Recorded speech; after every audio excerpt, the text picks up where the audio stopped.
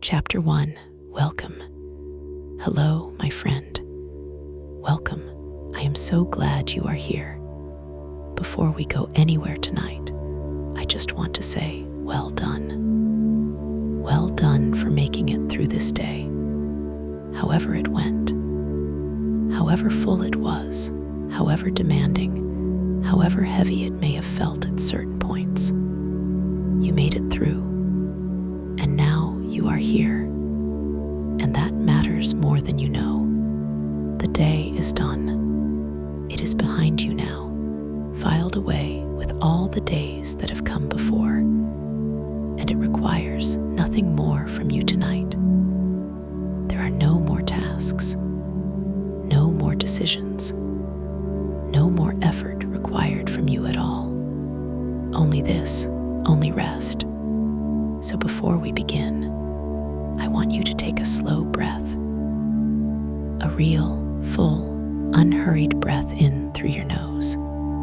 Feel it filling you from the very bottom of the belly upward, the belly pressing outward, the chest rising, the whole torso filling with something warm and clean and nourishing. Hold it there just for a moment, and now release slowly all the way out.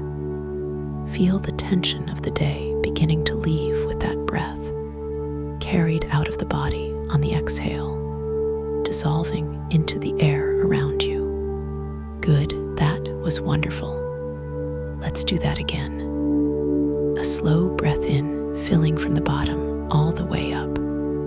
Hold, and let it go completely, feeling the body soften with every exhale, the shoulders dropping, the jaw releasing, the hands opening. One more. In through the nose, a complete, nourishing, generous breath. And out. Good. Now let the breath find its own rhythm. You don't need to manage it or control it. Simply let it breathe you, the way it always has, faithful and effortless. Tonight, my friend, I want to take you somewhere I think will feel very right to you. Somewhere at the edge of the land and the sea. Somewhere where the air smells of salt and old rope and timber, and the deep, clean smell of the ocean itself. Somewhere where the night is lit not by the hard light of streets and screens, but by something older and more patient, the warm, steady light of a harbor lantern, turning slowly in the dark. We are going to spend the night with the last lantern keeper of a quiet harbor. His name is Finn. He is old and he is wise, and he has kept the lanterns of this harbor burning for more years than most people can count. And tonight, this one particular night, you are going to be with him in the lantern room and on the harbor wall and in the small keeper's cottage as he goes about the ancient work of keeping the light. The harbor is still, the water is dark, the lantern is lit. Come with me. Let's begin. Chapter 2. RELAXation, the body. Before we arrive at the harbor, I want to take a moment to help your body truly settle, because the body holds the day long after the day is done. The tension is still in the shoulders. The jaw is still slightly set. The hands are still curled around things that have already been put down. Let's help it let go. Bring your awareness gently to your feet. Just notice them, their weight, their temperature, whatever sensations are there right now. And now allow them to soften completely, the arches releasing, the toes uncurling, every small muscle in the feet letting go of everything it has been holding. Feel the feet growing warm and heavy and completely still. Now let that warmth and heaviness travel slowly upward into the calves and the shins. These muscles have carried you all day without complaint. Now they can rest. Feel them softening and releasing, growing warm and heavy, sinking into the surface beneath you.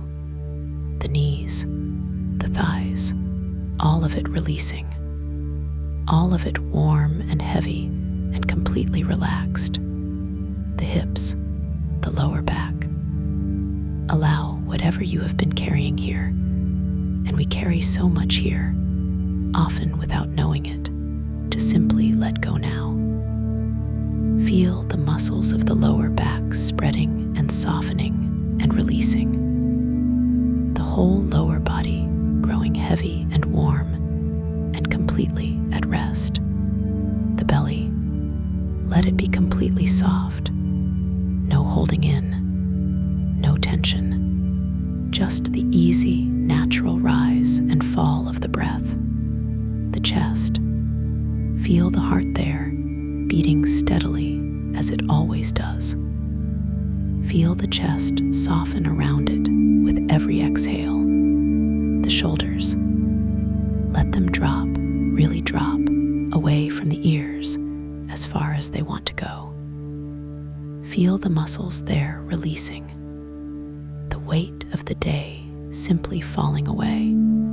Down the arms, heavy and warm, the elbows, the forearms, the wrists, the hands, let the fingers open and rest. The hands have held so much today.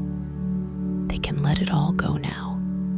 The neck, long and loose and warm. The face, the jaw dropping very slightly, the teeth parting, the muscles of the jaw completely releasing. The cheeks softening, the forehead smoothing, all the effort and the concentration of the day simply dissolving away. The eyes soft behind the eyelids, the scalp releasing. Your whole body, from the crown of your head to the tips of your toes, is now warm and heavy and completely released. Good, you are doing so well. The harbor is ahead. The lantern is burning. Finn is keeping his watch. Come, Chapter 3, the Harbor 80 Evening. Imagine arriving at the harbor as the evening begins to settle. The road that brings you here winds down from the village above, a narrow road. The hedges close on either side. The surface damp from the afternoon's brief rain. And then the road curves around the last of the high ground and opens out, and the harbor is below you, and the sea beyond it, and the sky above the sea. The sky, it is the particular sky of an autumn evening at the coast, layered and complex and completely itself. The west is still holding color, a band of deep amber at the horizon, fatting upward through rose and pale gold into the first blue of the evening. And above that blue, the deeper blue-black of the approaching night. The transition from one to the other is gradual, the colors blending in the way that only a coastal sky blends, without hard boundaries. A few stars are visible at the zenith, just a few, the brightest ones, confident enough to show themselves before the sky has fully committed to darkness. Below the sky, the harbor, a small harbor, not a commercial harbor with cranes and container ships, a quiet harbor, the kind that has been here in some form for hundreds of years, serving the fishermen of this coast, offering shelter to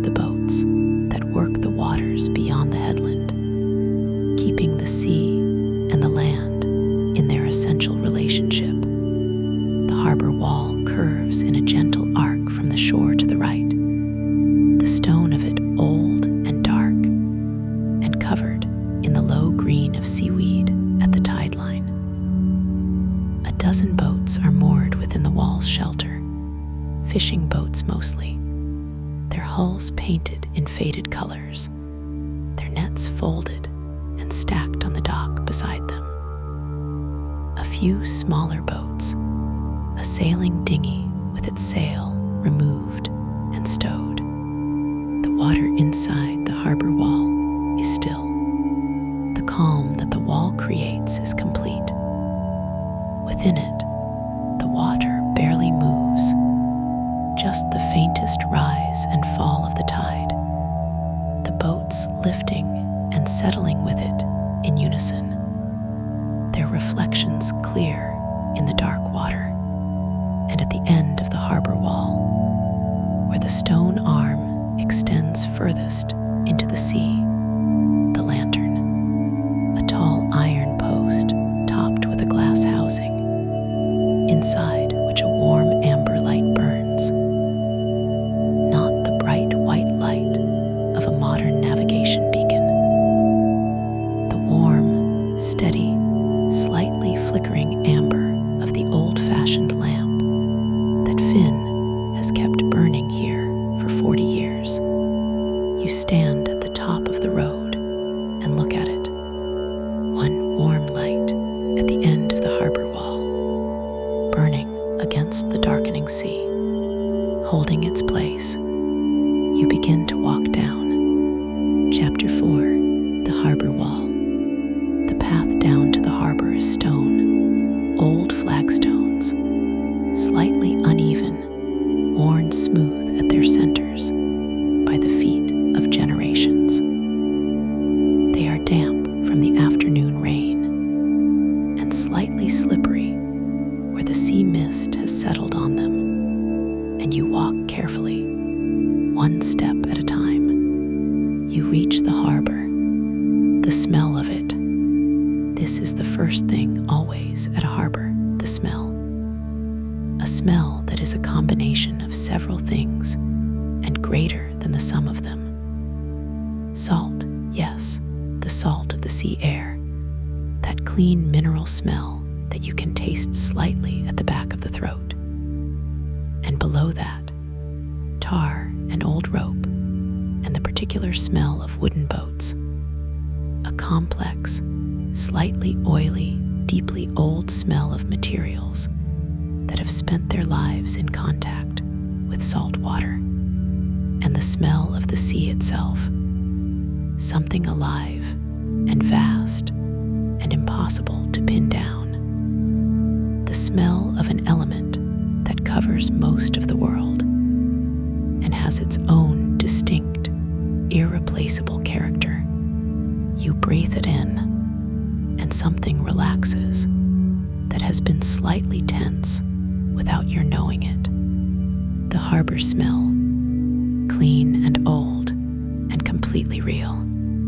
You walk along the harbor front, past the boats in their moorings, past the coils of rope on the dock, and the stacked crab pots, and the nets folded over their frames, past the small harbor office that is dark at this hour, past the wooden bench where the fishermen sit in the daytime and watch the water and talk or don't talk, and then you are on the harbor wall itself.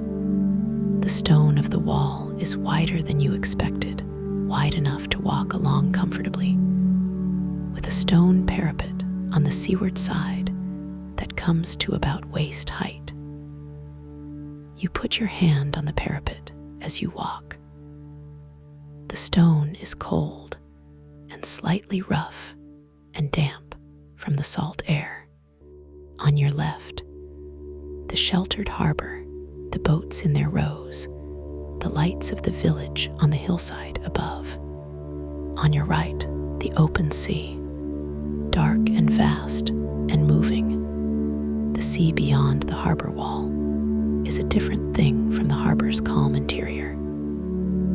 It moves with the long, slow, deep movement of the open ocean. Not rough tonight, not stormy, just the natural, continuous movement of a large body of water expressing its own weight and momentum. The swell comes in from the southwest, each long wave arriving in slow sequence, breaking against the outer face of the harbor wall below you with a deep, resonant sound. You walk along the wall. The lantern is ahead. Chapter 5, Finn. He is at the end of the wall. You can see him from 100 meters away. A figure in a heavy dark coat, standing beside the lantern post, his back to you, looking out at the sea.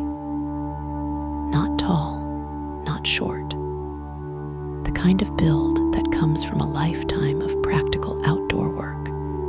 Broad-shouldered, solid, moving with the economy of someone who has learned not to waste effort. His hair is white, completely white, the white of an old person whose hair has finished its transition and arrived at its final color. It is visible even from this distance in the last of the evening light. As you approach, he turns. His face, it is a face that has spent 40 years in the weather of this coast, lined and weathered. The skin, the particular color of someone who has been in the wind and the salt air every day for most of their life. But the lines are good lines, the lines of someone who has spent most of their time looking at the horizon and squinting slightly into the light and smiling at things that genuinely pleased them. His eyes are very blue, the particular blue of the sea on a clear day, not dark blue, not sky blue, but that specific blue that is its own thing, that you only see on the ocean. He looks at you with those eyes, and he nods. "Welcome," he says. His voice is deep and unhurried. He speaks the way the harbor is, without rush, without performance, simply and directly, and with complete ease. You tell him you've come to see the lantern. He nods again. "Of course you have," he says. "Come then." And he turns back to the lantern. Chapter 6, The Lantern. The lantern is beautiful. Up close, you can see it properly for the first time, the iron post, dark with age and salt air. Its surface pitted, but absolutely solid. Its base bolted to the stone of the wall, with bolts that look as old as the harbor itself. The glass housing at the top is a hexagonal lantern. Its 6 glass panels, slightly thick and slightly wavy in the way of old glass, the kind that was made by hand and carries in it the slight imperfections of human making. Inside the housing, the lamp, not a modern LED, not electricity at all. In fact, Finn has resisted that particular modernization, and the Harbor Authority, which has long since stopped caring much about this quiet harbor and its old lantern keeper, has not pressed the point. The lamp burns oil, a wick trimmed and maintained by Finn's hands every evening, burning in a reservoir of the clear, clean-smelling lamp oil that Finn stores in cans in his cottage and replenishes every few days. The flame is steady, not flickering the way a candle flickers, but with the deeper, more controlled steadiness of a lamp lamp designed for this purpose, designed to burn through wind and rain and sea mist without going out. The light it gives is warm, the most warm light you have ever seen from a lamp. Amber and golden, not the cold white of modern lighting. It makes everything within its reach look the way things look in late afternoon sunlight, warm-toned, slightly golden, completely beautiful. And it rotates, very slowly, one full rotation every 30 seconds. A mechanism inside the housing, maintained by Finn, turns the lamp at this steady pace.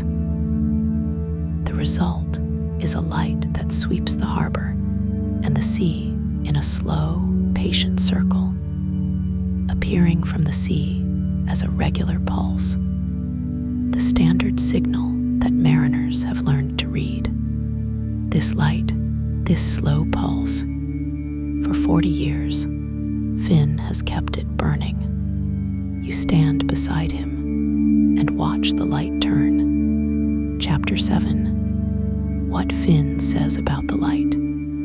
You ask him what it means to keep the light. He considers this for a moment. Finn is not a man who rushes answers to questions that deserve a real answer. It means someone is awake, he says. He says it simply, without elaboration. The way people say things that are simply true and don't require more. You think about this, standing at the end of the harbor wall in the gathering dark, with the light turning slowly behind you and the sea moving in its long swells ahead. You think about what he said. Someone is awake. That is what the lantern says to the boats out there in the dark. Not a complex message, not directions or coordinates or warnings, though it implies all of these. Simply, someone is awake. Someone is here. This harbor is tended. This light is kept. You are not alone out there. Come in. There is something about this that is very old and very human. The impulse to put a light in the window for those in the dark. To say, without words, with just the light itself, I am here. You are seen. There is a way through. Finn watches the sea as he talks. He does not watch you. His eyes are on the horizon, on the movement of the water, on the particular quality of the night that is settling over the coast. He reads it as Clara reads the bread in the oven, as Thomas reads the sky over the farm, with the deep, experienced, embodied knowledge of someone who has been paying attention to this particular thing for most of their life. Good night tonight, he says. He means the weather, the sea, the conditions. Good night, he says, and turns back to the light. Chapter 8, The Keeper's Cottage. Finn's cottage is at the base of the harbor wall, where the wall meets the shore. It is a small cottage. One-story stone walls painted white, a slate roof, 2 windows facing the harbor, and 1 window on the side facing the sea. A door painted the dark red that harbor buildings often are, the paint slightly salt-blistered and peeling at the corners, the door itself solid and well-fitted in its frame. Finn invites you in. The inside of the cottage is 1 main room and a small bedroom beyond a door at the back. The main room is the kitchen and the sitting room together. A table and 2 chairs at one end,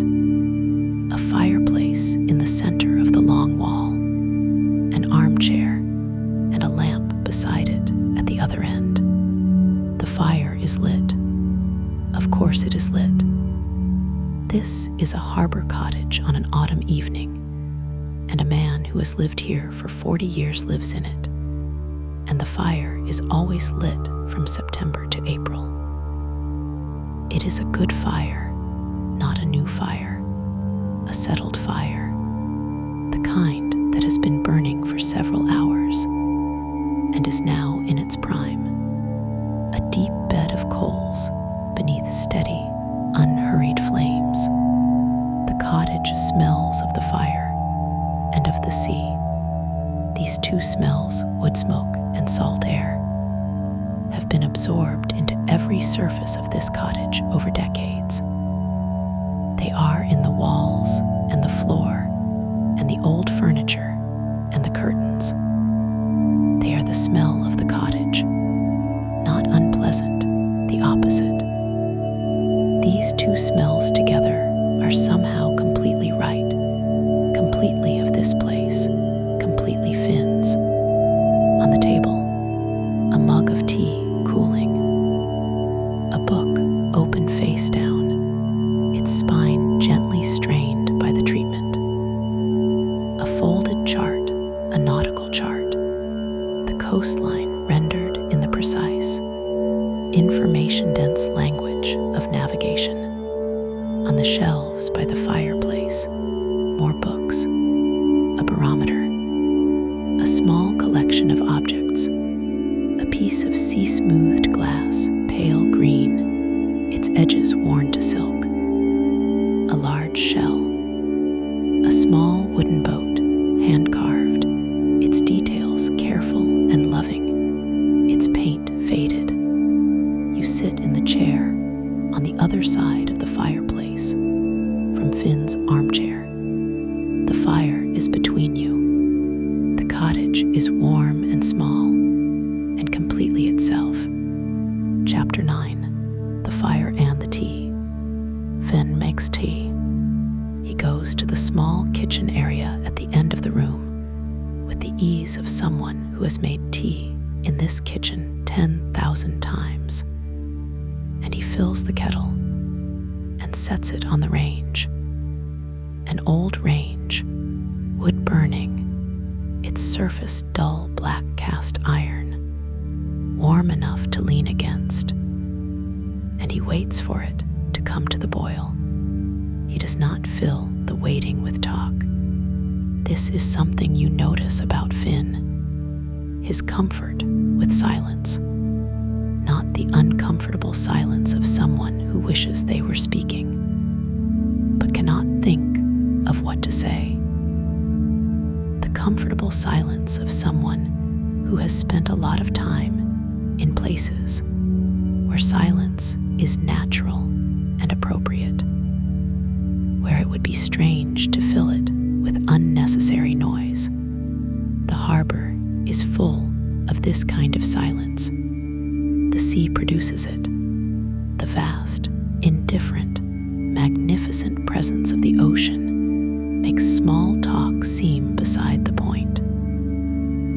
When you are beside the sea, the small chatter of the everyday world quiets, and what remains is larger and more essential.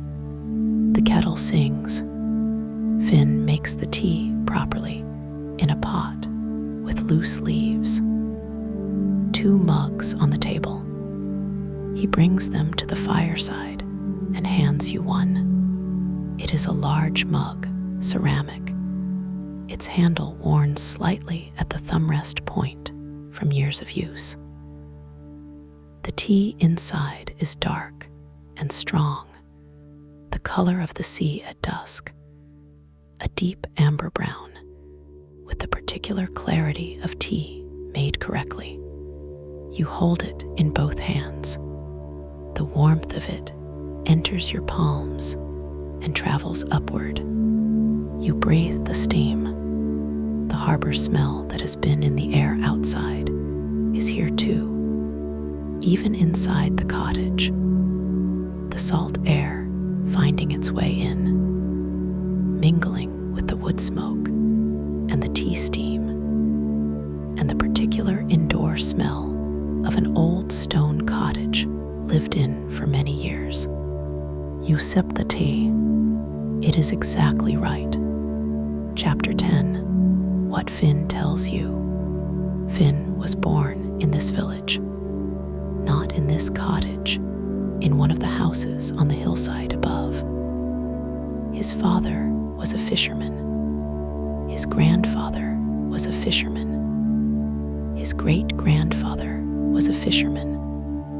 Going back as far as the family memory extended, and then further, the men of his family went out from this harbor on boats and returned to it with what the sea offered.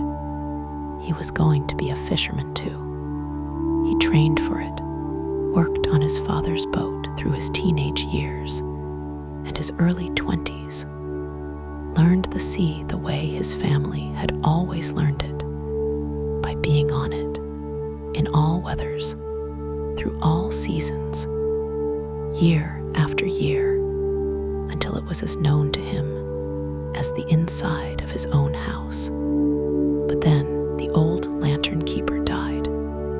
Old Martin, who had kept the harbor light for 30 years before Finn, who had no children and no one to pass the work to. The harbor needed a keeper. And Finn, who was 26 then, and already knew the harbor in a way that few others did, who had come and passed that lantern on thousands of evenings in his father's boat, who had always watched it with a particular feeling that he couldn't quite name, Finn said yes. He has been here ever since. 40 years. Some people think it is a lonely life, he tells you. His voice is unhurried, looking at the fire. They say, "How do you stand it, alone with the lantern?" He pauses, sips his tea. "But I'm not alone," he says. "I have the harbor. I have the sea. I have the boats coming and going. I have the fishermen who wave when they pass. I have the light." He looks at the fire. "The light keeps you company," he says, in a way people don't always understand. When you tend something that matters, when you keep something burning that others depend on, you're not alone. You're part of something. You're the person holding the other end of something. He says this simply, as a fact, not as a philosophy, and you feel the truth of it in the warm cottage, with the fire between you and the sea outside, and the lantern burning at the end of the wall. Chapter 11. The Evening Round. After the tea, Finn rises.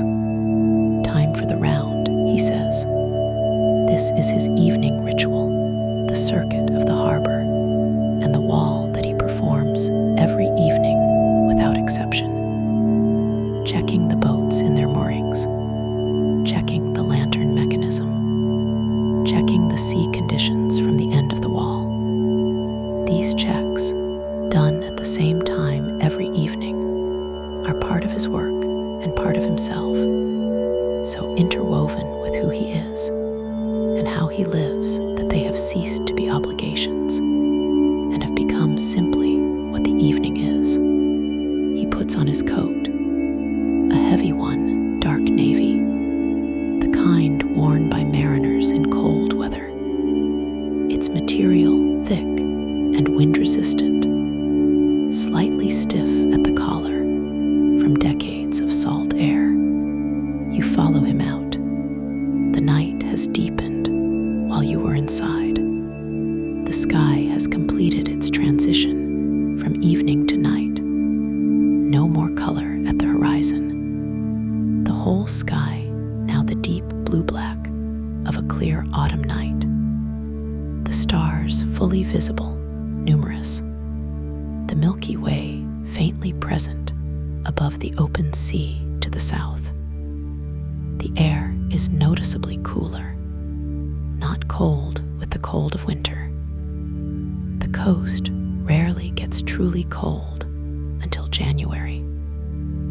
But the autumn chill is fully present, the temperature having dropped several degrees since sunset. The air coming off the sea, carrying the cold of deeper water. Finn is unbothered by it. He has been walking this harbor in all weathers for 40 years. The autumn chill is simply the autumn chill. He walks with his hands in his coat pockets and his eyes on the water and the harbor and the boats. He checks each boat with a practiced eye, not stopping, just nodding, his gaze moving over the moorings and the hulls and the lines with the thoroughness of someone who knows what he is looking for and finds it quickly. He checks a mooring line that looks slightly loose. He knots it more firmly without breaking stride. He continues. Chapter 12. The Harbor AT Night. The harbor at night. Walking beside Finn along the harbor front, with the boats in their rows on the left and the open water of the harbor on the right, and the village lights on the hillside above. You feel the particular quality of a harbor at night. It is peaceful in a way that has its own character, the peace of a working place resting. The boats that have been out and are now in. The work of the day done. The nets put up and the engines off, and the hulls still in the water, gently rising and falling with the harbor's faint movement. The boats have names. You read them as you pass, painted on the hulls in the colors that their owners chose. The Mary Claire, her hull dark green, her name in white. The Persistence, blue, her name in yellow. The Keneally Girl, rust red, her name in black. The St. Brendan, white above the waterline, dark below, her name in blue. Each name a small story, a woman named, a quality valued, a family honored, a saint invoked. 40 years of Finn watching these boats come and go. Some of these names he has known for all 40 years. The Persistence has been in this harbor longer than Finn has kept the light. Others are newer, boats replacing boats as the generations of fishing families continue. The water around the boats is completely still. Each hull is reflected in it perfectly. The colors doubled, the names doubled, each boat existing both above and below the surface in equal clarity. You stop for a moment and look at the reflections. Finn waits beside you. He has stopped at this spot many times over many years and looked at the same reflections. It never gets old, he says quietly, and continues walking. Chapter 13. The End of the Wall. At the end of the harbor wall, the lantern burns. You stand beside Finn and watch it. From here, looking out past the end of the wall at the open sea, you understand the lantern in a different way than you did when you first saw it from the road. From the road, it was simply a point of light, warm and steady. From here, from inside the harbor, you can see what it faces. The sea beyond the wall, dark and moving and enormous. The swell comes in from the southwest in long, slow lines. Each wave a ridge of darker water against the general dark, traveling across the surface of the sea toward the coast. They reach the harbor wall and break against it, not violently, not tonight, but with heavy, resonant impact of a large body of water meeting a solid obstruction. The sound of it is deep and rhythmic, a slow, steady percussion, the sea announcing itself, and above this, against this, the light, turning slowly, its amber beam sweeping the darkness, each rotation of the lamp sending its warm light across the water in a wide arc, catching the wave tops briefly as it passes over them, turning them amber for a second before the beam moves on. A boat would see this from many miles out, in the dark, in the mist, in the conditions that make navigation difficult. A boat out there would see this amber pulse and know: harbor, shelter, safety. Someone is keeping watch. Finn checks the mechanism inside the housing, opens a small panel at the base, looks at the workings, listens for the sounds that tell him all is well. He has been listening to this mechanism for 40 years. He would know immediately if something was wrong with it, the way you would know immediately if the sound of your own heartbeat changed. It is fine, he says. Good. He closes the panel. The lantern turns. Chapter 14. The stars over the sea. From the end of the wall, the sky over the open sea is extraordinary. No town lights in that direction. Nothing between you and the horizon but water. The sky above the sea is as dark and as star-filled as a sky can be.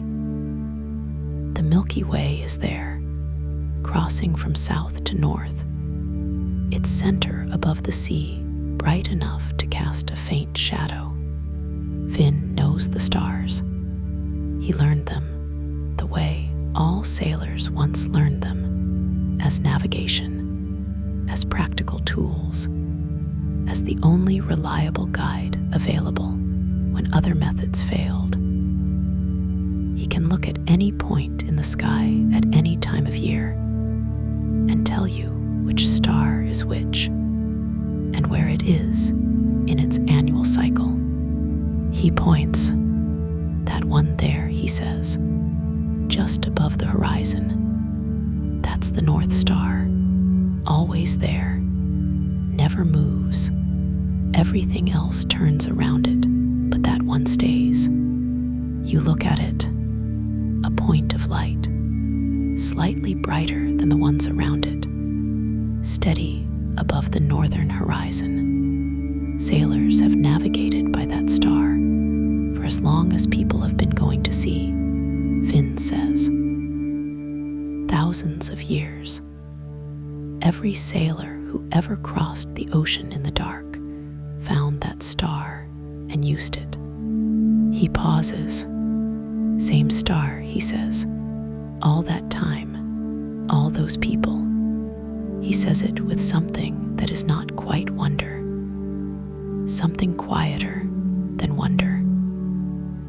The acceptance of someone who has spent a long time contemplating large things and has found a way to hold them comfortably. You look at the North Star. You feel what he means.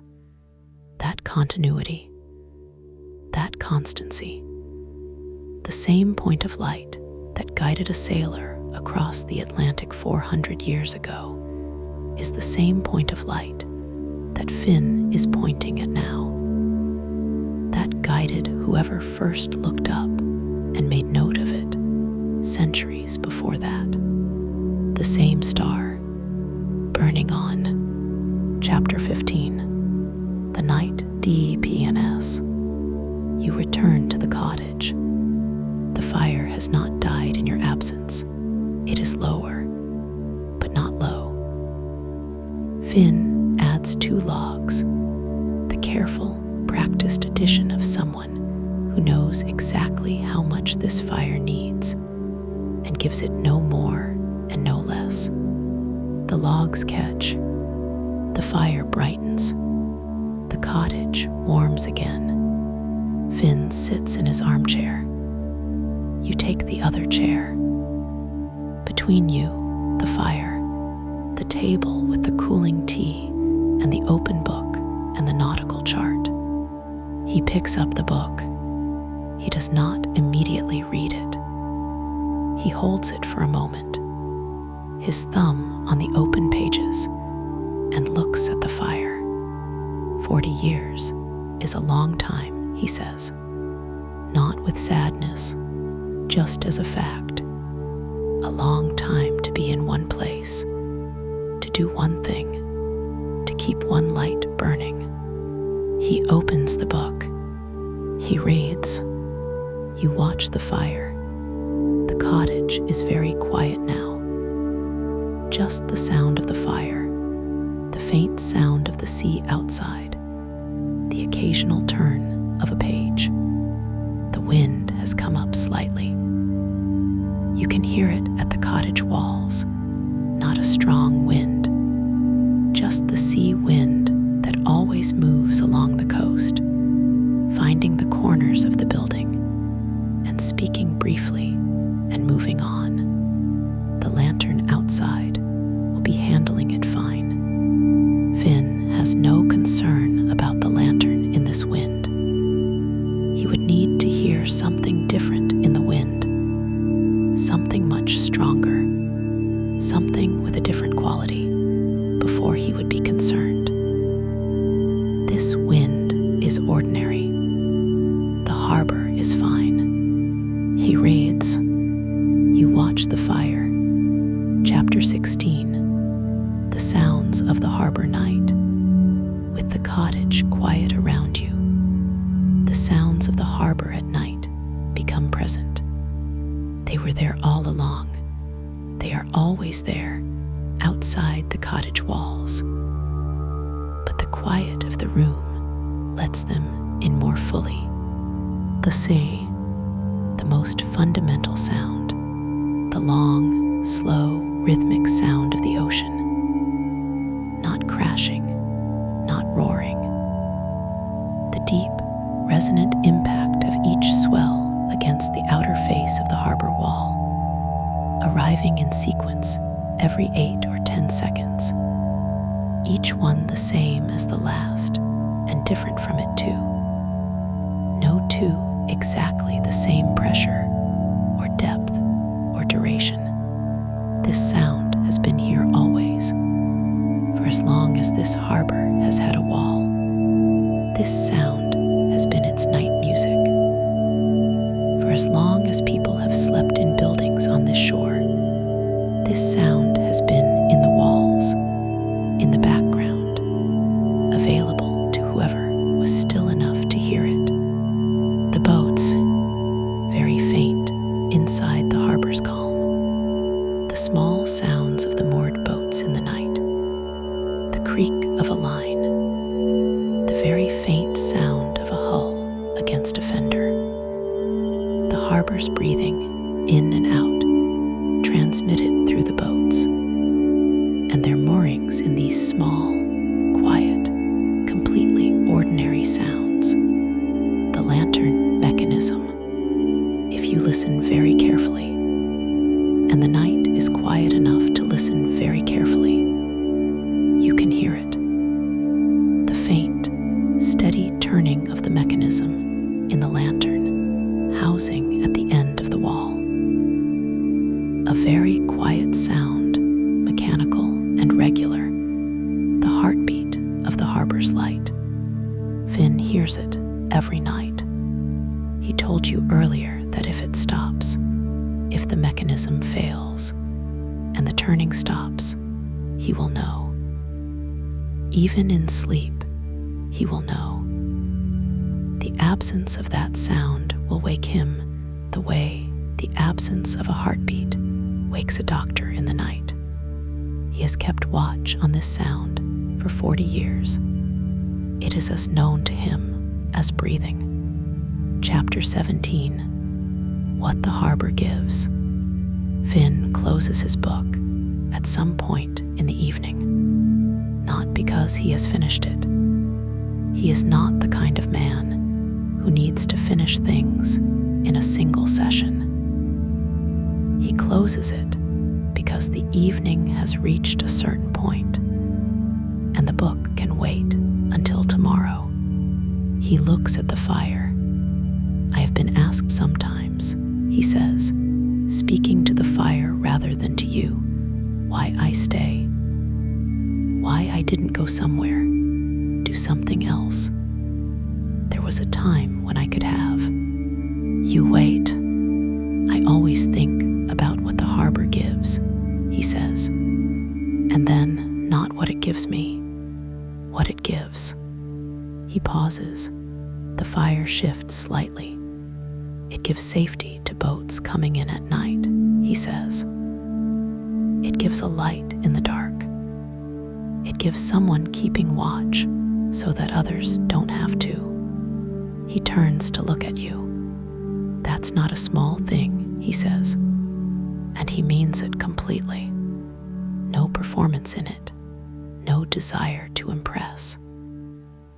Just a man telling you simply what he has understood about his own life and found to be true, that it is not a small thing to keep a light burning, that the work of tending, of maintaining, of being the one who watches so that others can rest. This work has a value that is not always visible, but is entirely real. You think about this. You will think about it for a long time after tonight. Chapter 18, Midnight. The harbor clock.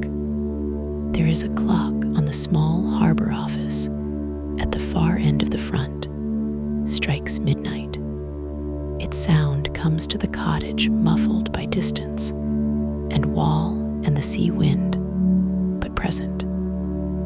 12 strokes, slow and clear. Finn nods when he hears it.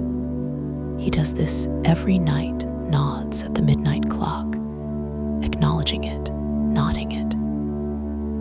Not because midnight requires any particular action from him, but because it is a marker, a point of reference in the night, and he respects markers. He rises. He goes to the window that faces the harbor wall. He looks out at the lantern. It is there, visible from the cottage window, as a warm pulse at the end of the dark wall. Regular, steady, unhurried. He watches it for a moment, 3 or 4 rotations, and then he is satisfied. Good, he says. He returns to his chair. He picks up his book, and he reads until he is ready to sleep, which will be soon. He rises early, always has. And the midnight watch is not really a watch, but a way of existing in the night that has its own rhythms, its own natural end. The fire is lower now. The cottage is warm. The lantern is burning. The sea is making its deep, patient sound against the wall. Chapter 19. To your bed. Finn shows you the small room at the back. A simple room, a bed with a thick quilt, a window with a curtain, a small table with a candle. The walls are the same stone as the cottage exterior, slightly uneven, painted white. The paint slightly textured from the stone beneath. The ceiling is low. Through the window, the harbor. From this angle, from this side of the cottage, you can see along the harbor front the boats in their moorings, the lights of the village on the hillside, and at the far end of the harbor wall, the lantern. Finn leaves you there. You undress. You get into the bed. The sheets are cold and clean. The clean cold of sheets in a stone cottage near the sea, carrying in them a faint trace of the salt air that permeates everything in this place. The quilt above you is thick and heavy, and within a few minutes the bed is warm, completely, deeply, perfectly warm. You lie still. Through the window, the lantern turns. You can see its beam from here, each rotation sending the amber light in its arc over the dark water, catching the cottage window as it passes, filling the room briefly with warm amber light, and then moving on, once every 30 seconds, in and out, in and out. The breathing of the harbor, the turning of the light. You match your breath to it, very naturally, without trying to. The light comes around and you breathe in. The light moves away and you breathe out. In and out, in and out. The sea outside, making its deep and patient sound. The lantern turning. Finn in the other room, reading his last pages. The harbor outside, held and tended and lit. Chapter 20. SETTLING, into sleep. Your breathing is very slow now. The turning lantern, and the sound of the sea, and the warmth of the bed, and the weight of the quilt have all combined to bring you to the very edge of sleep. That warm, gentle, half-aware place where the boundary between waking and dreaming has become soft and permeable and kind. The lantern turns, in and out, in and out. The thoughts, if there are any remaining, let them be like the boats in the harbor. Present, floating gently, held by their moorings, not going anywhere, not requiring attention. Simply there, in the protected water, rising and falling with the gentle pulse of the tide. You don't need to do anything with them. You don't need to solve them, or resolve them, or take them anywhere tonight. They can float. They will be there in the morning if they are needed. But right now, in this bed, in this cottage, with the lantern turning and the sea making its ancient sound, right now there is only this: the warmth, the dark, the breath, the light, and Finn on the other side of the wall, setting down his book, banking the fire, keeping his watch. Someone is awake. Someone is keeping the light. You don't need to be the one who keeps watch tonight. Tonight, someone else is watching. Tonight, you can rest. Chapter 21. Good night. Good night, my friend. Good night from the harbor.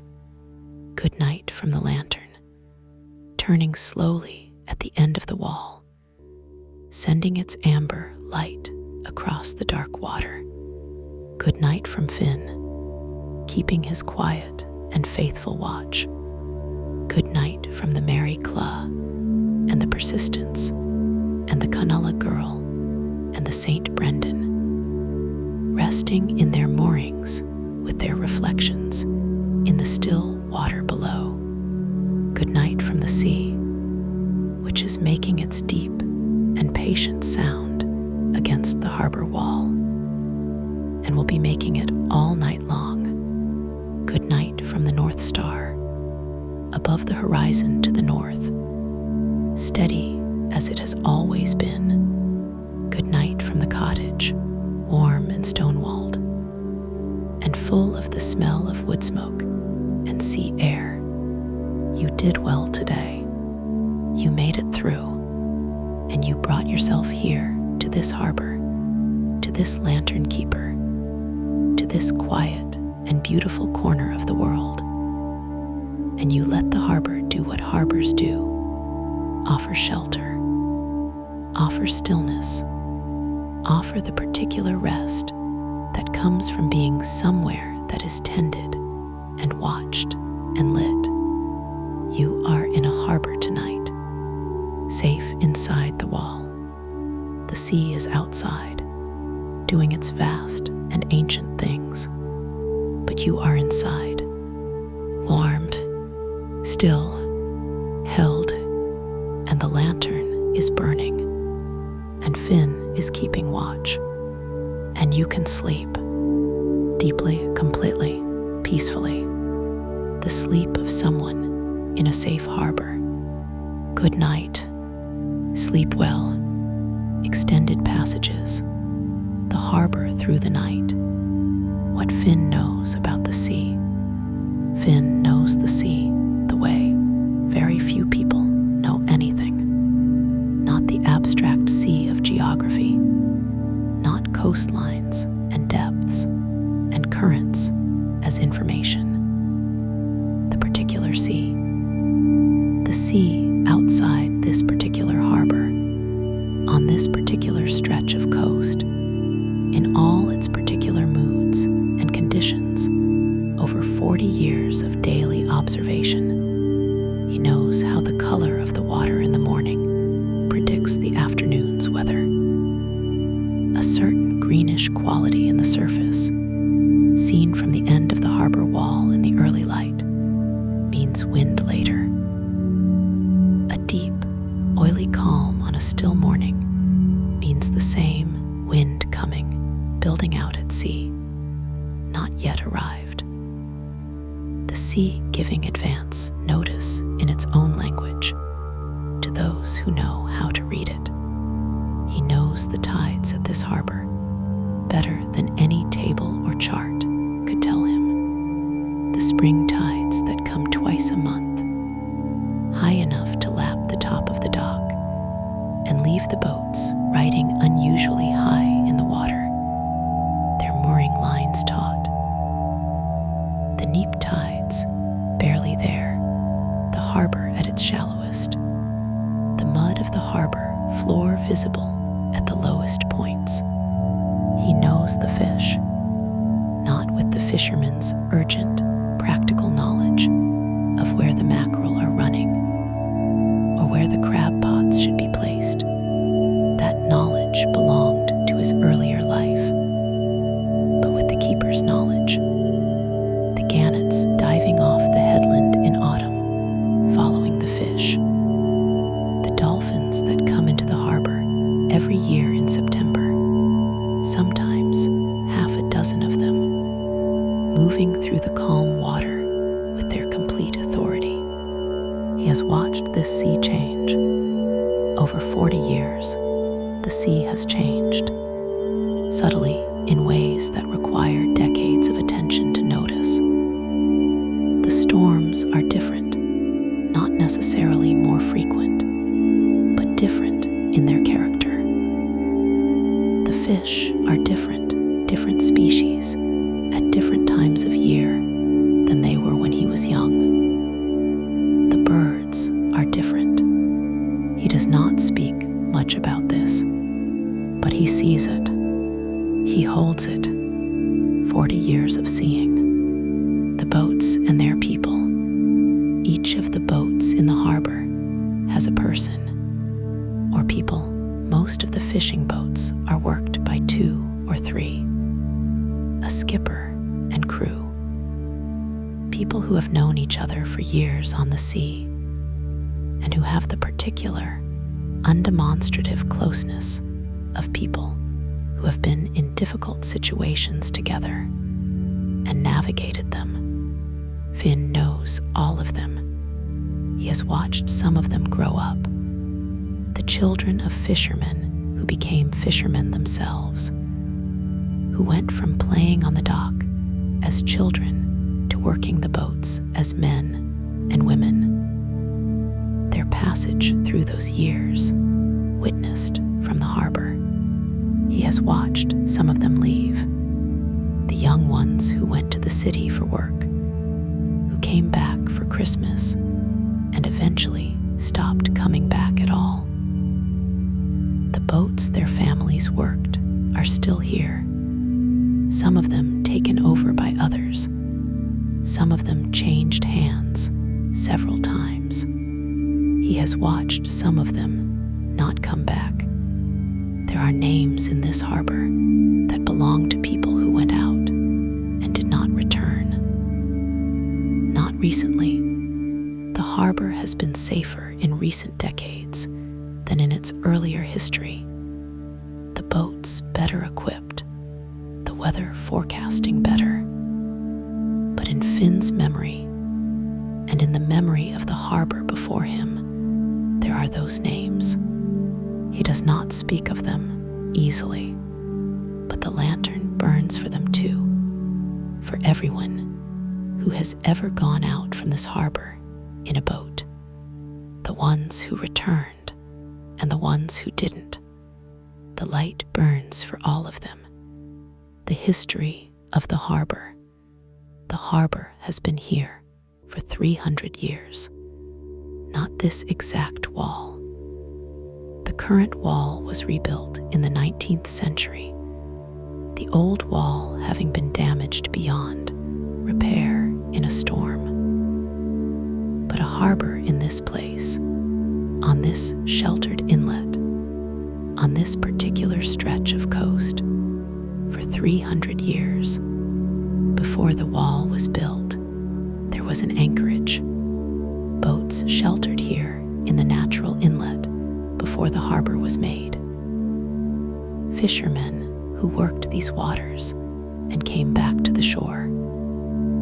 The stone of the coast as their only shelter. The harbor wall changed everything. With the wall, boats could stay in the water year-round rather than being pulled up the beach. With the wall, the village could rely on its fishing in a way it couldn't before. With the wall, the harbor could be lit, a lantern at its end, a keeper for the lantern. The first lantern keeper was a woman named Agnes. This is not widely remembered now, but Finn knows it. He researched the harbor's history when he first became keeper, spent evenings in the county records, piecing together the story of the light. Agnes kept the harbor light for 12 years in the early 19th century. Her husband had been the keeper, and when he died, she simply continued, and the harbor authority of the time, practical men who understood that the light needed to be kept regardless of who kept it, allowed her to continue. Finn thinks about Agnes sometimes, standing at the end of the wall in the dark, watching the water. He thinks about the line from her to him, all the keepers in between, their names mostly unknown, each one tending the light, each one keeping watch, each one part of the continuous chain of keeping that has meant a light at this harbor for 300 years. He is the last of them when he retires, and it will not be long. He is in his 60s now, and the work is physical in ways the body eventually objects to. The harbor authority will install an automated system, a solar-powered LED that needs no keeper, no oil, no attending. He does not object to this. He is not sentimental about it. The light will go on burning. The harbor will go on being kept, just not by a person. The sea at 3 in the morning. At 3 in the morning, the harbor is at its most still. The fishermen who were up late tending their gear have been in bed for hours. The last last lights in the village on the hillside went out before midnight.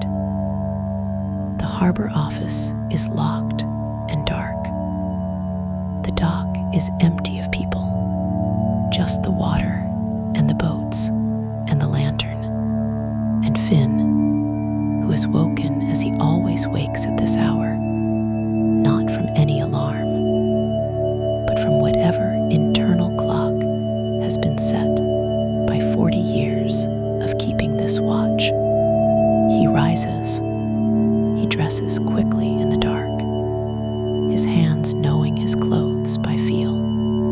He goes to the window. The lantern is burning. He looks at it for a moment. 3 rotations, 4. Good. He makes tea. He stands at the kitchen window with the mug in his hands and looks at the harbor. The water at this hour is the darkest water of the night. The stars reflected in it most clearly. The lantern's reflection the steadiest. The surface most completely still. The boats in their moorings are silhouettes. The harbor wall is a dark line against the slightly lighter dark of the sea beyond. Everything is in its place. Everything is as it should be. He drinks his tea. He goes back to bed.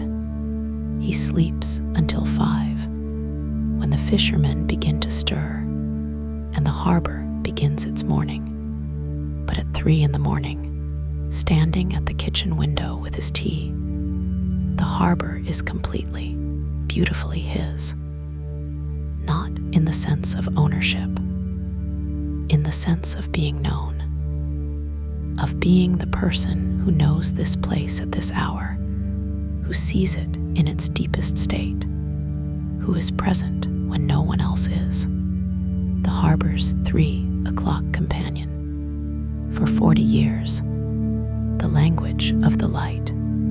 The lantern speaks, not in words, in pulses. 1 pulse every 30 seconds. That is the light's signature, its identity.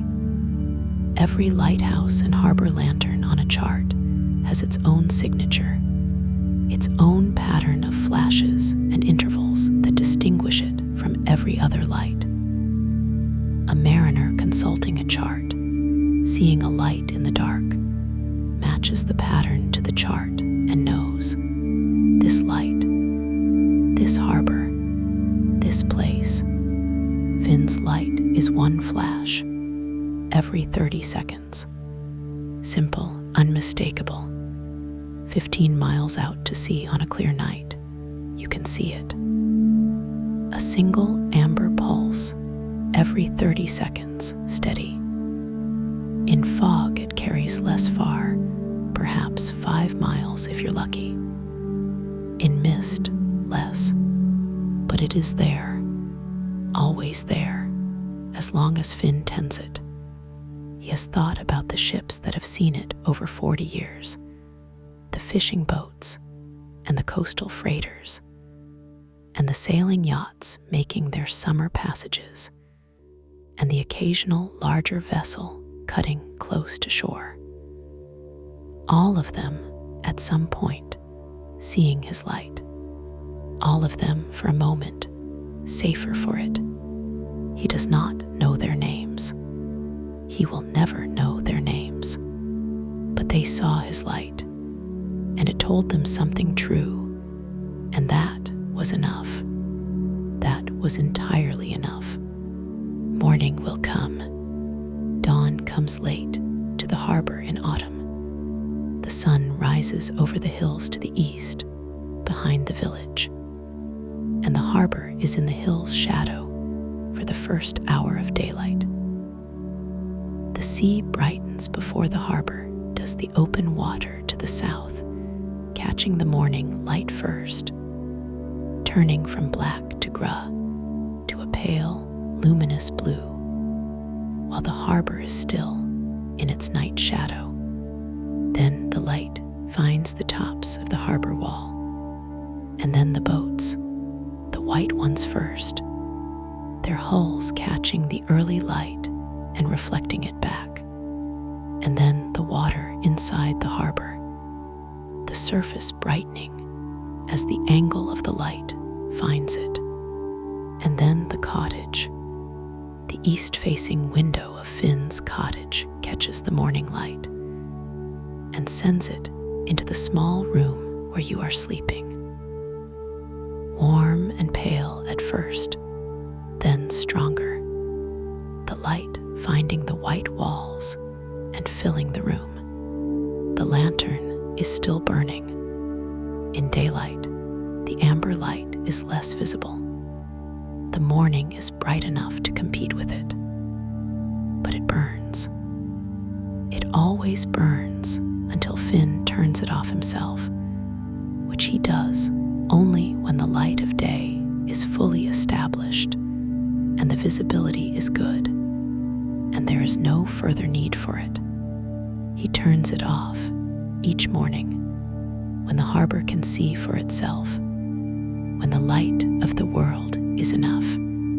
But until then, the lantern burns, and Finn keeps his watch, and the harbor is tended, and the boats are safe, and the sea does what the sea does, moves and breathes, and speaks in its deep and ancient voice against the harbor wall. And somewhere in the small back bedroom of the keeper's cottage, with the quilt warm and the pillow perfect, and the morning light just beginning to find the window, you are sleeping.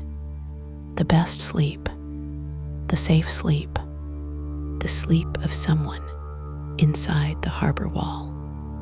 The lantern turns, the sea speaks, the boats rest in their moorings, the North Star holds its place, Finn keeps his watch, and you sleep, warm in the keeper's cottage, safe inside the harbor wall, held by the stillness of the water, held by the turning of the light, held by 40 years of faithful keeping. You are in a harbor tonight, my friend. Nothing can reach you here. The light is burning. Someone is awake. Sleep deeply. Sleep well. You deserve every moment of this rest. Good night. Good night from Finn. Good night from the harbor. Good night from the lantern. Good night, und